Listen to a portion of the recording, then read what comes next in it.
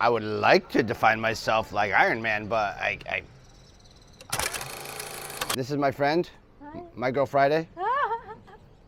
So, been doing this for a while, and you kind of collect a fun group of friends. So, some of my best friends, I think, are legitimate masters at what they do. And I really like working with people that have more fighting ability and showing them how you could take a technique that would normally be maybe a 65% chance of working, and using Aiki, you can make it, maybe make it an 85% chance of working. So, there's value in it, and most people see it pretty fast. Joey didn't teach me anything. I figured it all out myself. Listen to me now.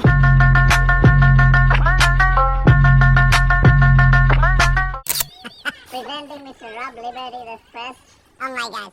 The hitter of all things.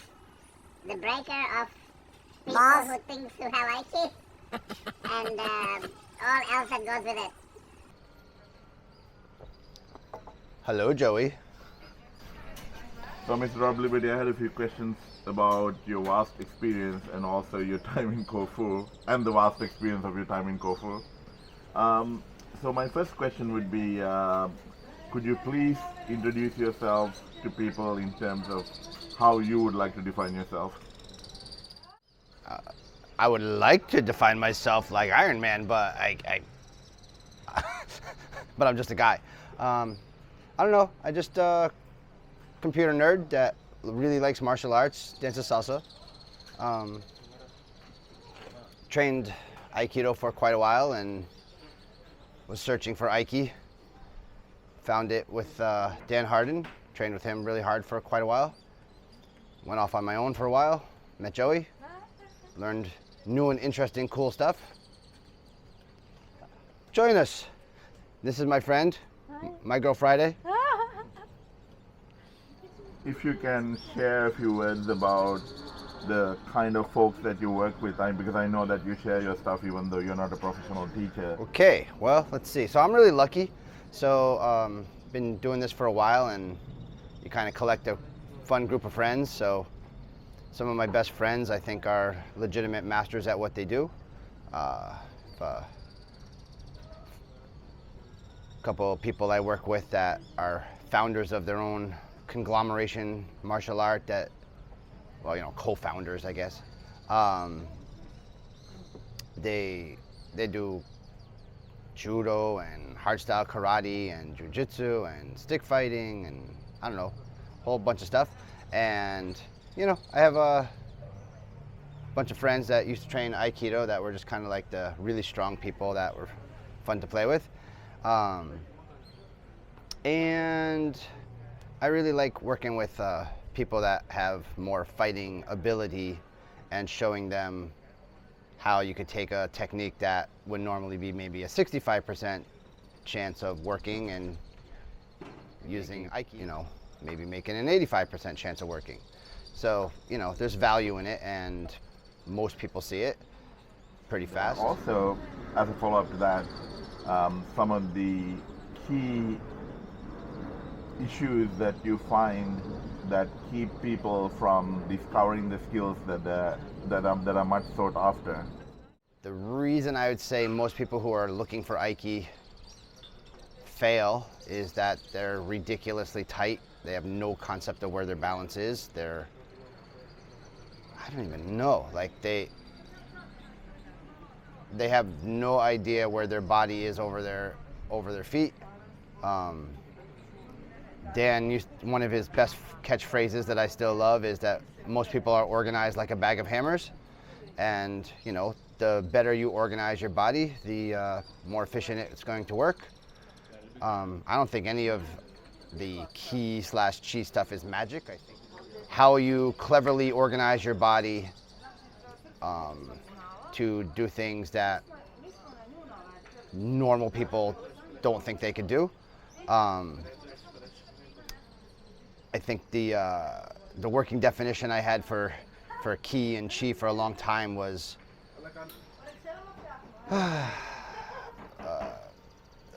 unexplainable phenomenon, and I like that definition better than energy for a long time. But Joey has convinced me that the best definition that suits my needs is trained perception. And I think that trained perception really helps you kind of hack your own body and it hacks the balance and resistance of other people. So, you know, I think it's just really fun to play with people and kind of show them, you know, what I've figured out so far and how they could use it themselves. And I would say that what distinguishes me from most is that generally when somebody goes to one of my seminars, when they leave, they could actually do some of the stuff. Whereas I don't see that a lot. It's the beard. It's the beard. Okay, thank you for that, Rob, and that gives us a very good idea of where you're coming from. And in the same vein, like apart from the beautiful people that I've introduced you to in Corfu and the amazing time we've had, could you please share a few words about the work that we've done here and how it has helped you? Joey didn't teach me anything. I figured it all out myself. Okay, I'm lying. Joey, you know, when I met Joey, it was really fun. So I met him in Mexico, actually. And one of my first experiences with Joey was, you know, he tried to give me some pressure, and I got the impression he thought he was going to walk through me, and my ego kicked in, and I was like, you don't walk through me, I walk through you. So he came towards me, and I tried to shoulder press this huge man. And in my mind, I had him up off his feet, and I was thinking, like, I'm going to slam him over here. And then he looked at me and was very kind, and he said, that's impressive. And then he flicked me away like a little fly. And I was so impressed by that. Apparently, like, he just elasticated his entire body like a king cobra, so I thought I was lifting him up, but he was just growing taller and taller and taller. And I'm 5'6", and, you know, Joey's just like a little bit taller than me. So I didn't even know that people could get any taller. So it was really fun to learn that, like, there were people that had much more sophisticated body skills than I had. And I mean, I know there are people that have it, but it's fun for me to get my hands on them. And, you know, a lot of the stuff I learned from Joey, you know, what I initially was doing by micromanaging the fascia, the fascial tendon muscular chains in my body, Joey was showing me how to not micromanage it and how to change my perception and kind of almost like let the back of my mind be in charge of that. And it turns out that's a much more effective fascia manager than I can do by trying to micromanage all the pieces myself. So that was like a huge gift that I got from my first meeting with Joey. He showed me a bunch of different aspects of what's possible, helped me change my whole thinking about, you know, how I could do things better, which I'm always interested in. And then I met him again in Corfu, and he showed me like his maybe way of keeping those things active and running, so that you could be much more effective with them in terms of action and use. And we fell in love all over again. I never didn't love you, Joey. You had me at hello. What else? What do you need? I would like to hear one of your amazing rants, and just you can pick any topic you want. Just a rant in general? Alright, I'm gonna rant on the geniuses that I talk to online sometimes. So, you know, Aikido and Tai Chi have, you know, there's a possibility that if you are seeking these kinds of skills, you can actually learn something from somebody who has them. The problem is, because there's very little competition and, like, you know, I mean, people kind of give each other a little bit harder resistance sometimes, but like actual consequences of having a big mouth are generally not there. It tends to attract passive aggressive assholes, And every once in a while, I get the pleasure of talking to some of these people online. And, you know, obviously I have things to do, but sometimes it's fun to engage. And the one that bothers me the most is well, I've been doing this for 30 years or 40 years. And it's like, yeah, but I just saw the video of you. You clearly trained 1 year and then repeated that same year of understanding 29 or 30 times more years. You didn't actually get better every time you got on the mat. And it's so obvious by how clunky they are and how weird they're moving. And the problem is they want to believe that what the ego invested their time into has been valuable. And I'm sure it's valuable to them, but it doesn't make them an authority on like how to move your body the most effectively or efficiently. And then there's the other flavor of people that have almost no skills, just slightly more skill than a complete novice. And they have really no intention of actually growing, but they latch on to somebody who does have skills and worship them, and then they get to be cool by association, which is fine, but I don't care what your opinion on how to move your body is. Unless you can do it yourself, I don't care what you think. I mean, I think, you know, if you want to tell me about your day, I'll listen, but you're not an authority because you know somebody who's good. It doesn't make sense. So that's probably my main rants on internet trolls, that I'm always just like, well, why don't we just meet and bet $10,000? Thank you for that, Rob, and you're obviously more kind man than I am, because apparently I'm a little bit heavy-handed when it comes to some of these geniuses. So very well put, and thank you for being the kind man you are and taking the time to educate some of these people sometimes.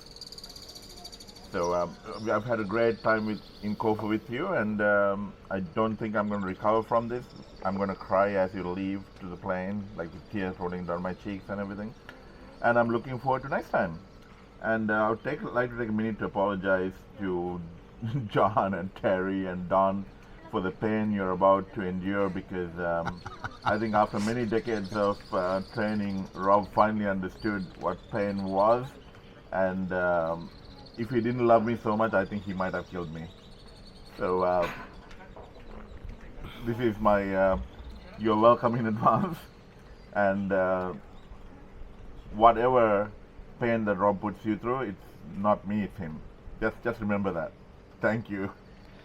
All right, I'll tell you one last quick story. So one of the things I like to do to get people to understand the lines, the fascia lines, is I'll get people understanding the lines, and then I'll say, like, if you just pull these two, it hurts really bad. And I'll like put these people in this horrible position for a second. I'm like, no, don't do that. And then I tell them what to do. This is not Joey's style. Joey will just leave you in that kind of situation of hell for like days until you go, this can't be right. And he's like, oh, no, it's good for you. So I'm probably not going to train you quite the same way I learned this, but it is Joey's style, and I appreciate it, and I was willing to endure for the sake of humanity. But in all honesty, like, he's a very good teacher. He's very talented, and he did a very good job of helping me understand what the causal chain of events had to be that happened all at once. And he did that through pain, but I appreciate it. He's a very, very gifted teacher, extremely perceptive, and I highly recommend, if you could get your hands on him, try. Joey, thank you so much. You're most welcome, buddy. My brother. You're most welcome. And love you with my whole heart. And to clarify one of the things that I was saying, he didn't read the script properly, where I was like, we agreed to pay him a certain sum of money to say all this shit, and he didn't obviously read it properly. I'm not a teacher in any sense of the word. I mean, I can be anything between, you know, your drinking buddy and your, you know, partner in debauchery to purveyor of pain, but a teacher is not one of them. Rob here is a teacher, and Rob had a massive revelation about how he's the dickhead holding the sign while he was in Corfu. So one of these days we might record that, how that insight came around. But Rob here is one of the best dickheads holding the sign that I have met in a long time. So if you can get your hands on Rob, I highly recommend it. Thanks, everybody. Thanks, everybody.